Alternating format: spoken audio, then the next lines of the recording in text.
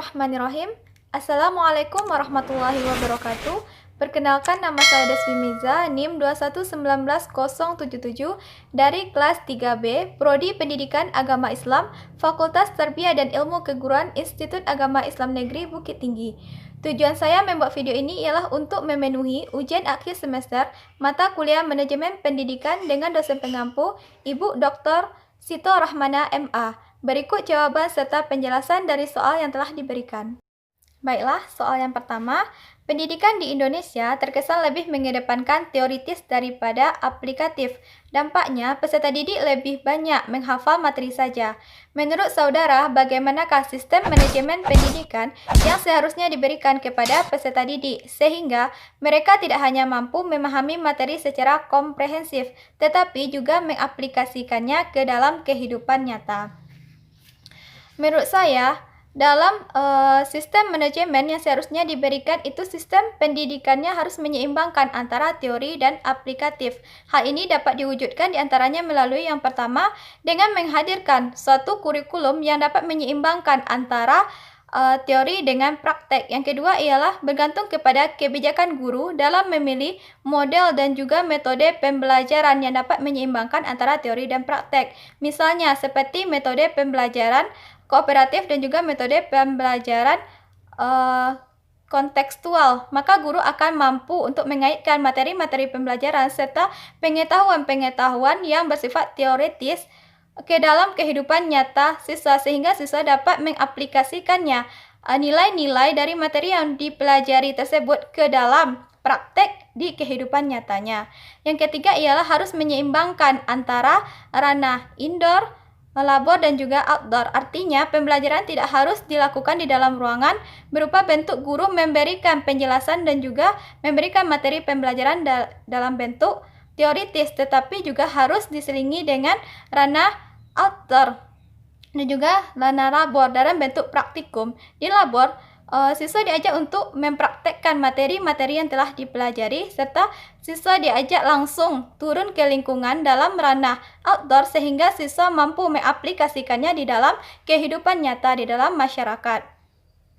Yang ketiga ialah dengan menyeimbangkan antara tujuan pembelajaran dari segi kognitif yang berpusat kepada pengetahuan, baik itu hafalan dan juga yang bersifat teoritis, dengan segi afektif berupa bentuk nilai dan juga moral itu diwujudkan dalam segi psikomotoriknya. Artinya diwujudkan dalam suatu bentuk pengaplikasian dari ranah kognitif dan ranah afektif tadi dalam kehidupan nyata siswa tersebut. Maka dengan demikian, seorang siswa ataupun peserta didik akan mampu memahami materi secara komprehensif dan juga akan mampu untuk mengaplikasikan materi yang telah dipelajarinya tersebut ke dalam kehidupan nyatanya. Baiklah, untuk pertanyaan yang kedua, kualitas pendidikan di Indonesia masih belum merata. Menurut saudara, kenapa hal itu masih saja terjadi? Gambarkanlah dengan konsep berpikir yang sistematis sebuah rancangan yang baik dengan paradigma yang wajib dimiliki bangsa dalam kemajuan pendidikan di Indonesia. Menurut saya, hal ini kaitannya dengan planning, organizing, actuating, serta controlling dalam sistem pendidikan di Indonesia yang masih belum optimal dan efektif. Kita lihat dari segi kurikulumnya. Kurikulum di Indonesia sering sekali berganti dalam waktu yang relatif singkat. Maka ini akan menyulitkan bagi pendidik dan peserta didik menyesuaikan diri dari kurikulum yang lama kepada kurikulum yang baru.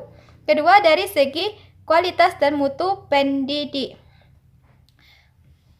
Kualitas dan mutu pendidikan di Indonesia menurut saya itu masih dalam standar rata-rata. Artinya belum semua mendapatkan fasilitas guru yang profesional untuk daerah-daerah, terutama untuk daerah-daerah yang terpencil.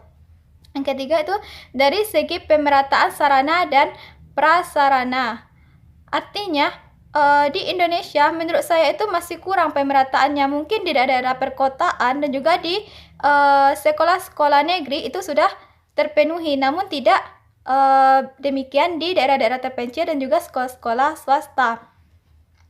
Maka hal itu mempengaruhi kualitas dan pemerataan pendidikan di Indonesia tersebut.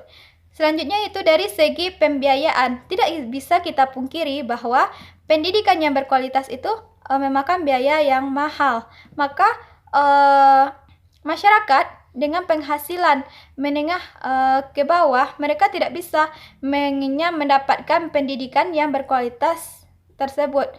Sehingga terjadilah ketidakmerataan dalam pendidikan. Maka hal yang harus dilakukan yang pertama ialah dengan mengoptimalkan dan mengefektifkan perencanaan, organisasi, etiketing, dan juga controlling dalam sistem pendidikan tadi. Seperti kurikulum, itu harus dimantapkan terlebih dahulu sehingga tidak mudah berganti dan juga bisa dilakukan dalam waktu yang jangkanya panjang.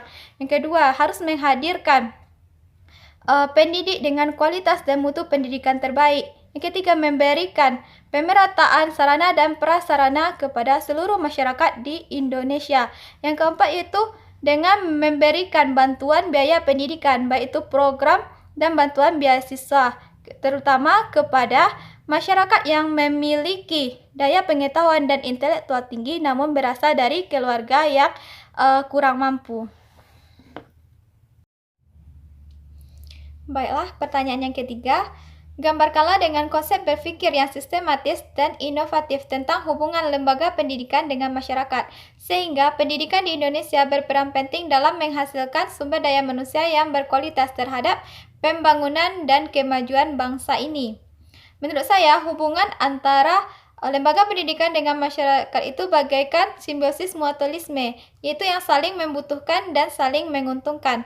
Artinya, kemajuan dari lembaga pendidikan tergantung bagaimana besar dan baiknya kontribusi dan pemberdayaan serta dukungan dari masyarakat.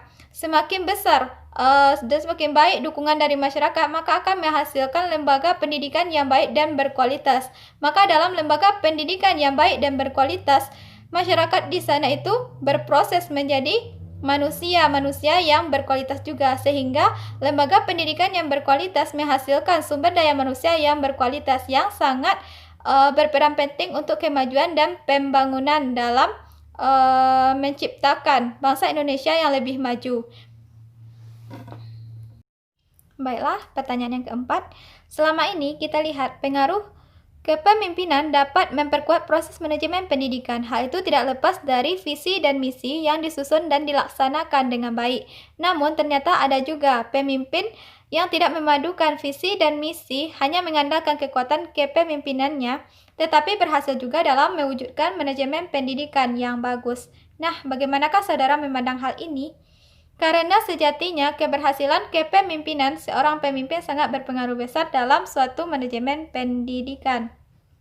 Menurut saya, ketika seorang pemimpin memang mampu untuk mewujudkan suatu manajemen pendidikan yang bagus, meskipun tanpa adanya pemaduan antara visi dan misi dan hanya mengandalkan kekuatan dalam kepemimpinannya, itu merupakan suatu hal yang bagus.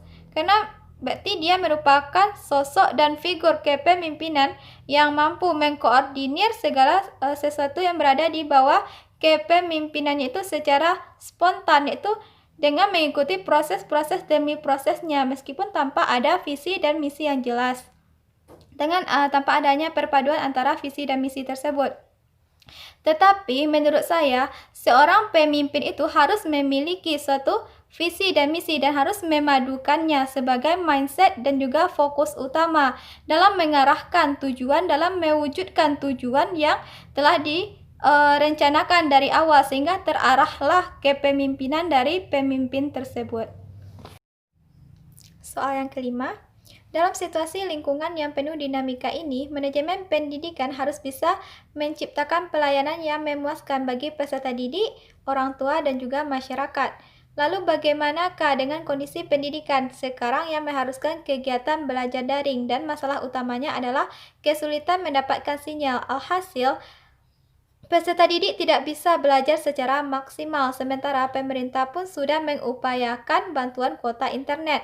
Padahal salah satu prinsip utama supervisi pendidikan adalah bukan mencari kesalahan, tetapi mencegah kesalahan. Sebagai orang yang terdidik, bagaimanakah pandangan saudara mengenai hal ini? Dan apa yang bisa saudara kontribusikan melalui pemikiran saudara bahwa saat yang bersamaan dengan kondisi pandemi ini, pendidikan masih bisa bersaing secara efektif dalam konteks lokal, nasional, bahkan global. Menurut saya, ketika dalam proses pembelajaran daring ini tidak maksimal karena adanya kendala sinyal, maka solusi yang dapat dilakukan ialah sebelum melakukan proses pembelajaran daring ini, diupayakan untuk mencari tempat ataupun lokasi yang strategis yang mana akses dari internet itu baik sehingga dalam proses pembelajaran daring itu tidak terkendala di dalam jaringan internet dan proses pembelajaran dapat dilaksanakan secara maksimal dan juga efektif. Kemudian, cara kita agar kita mampu bersaing secara efektif dalam bidang pendidikan walaupun dengan kondisi pandemi ini. Yang pertama, kita harus pandai-pandai memanfaatkan segala fasilitas yang mendukung kegiatan daring ini. Misalnya telah banyak aplikasi-aplikasi pendukung seperti adanya Google Classroom, adanya Google Meet, adanya YouTube, adanya WA, dan ada aplikasi-aplikasi lainnya. Kita harus pandai-pandai memanfaatkannya. Kemudian kita harus melakukan suatu inovasi baru yang dapat menunjang proses pembelajaran daring ini. Yang kedua ialah kita harus pandai menyesuaikan diri dengan situasi dan kondisi daring ini. Artinya kita tidak boleh merasa tertekan ataupun merasa stres karena adanya perubahan dari biasanya kita belajar tatap muka, namun sekarang diharuskan dengan secara melalui sosial media atau melalui daring ini.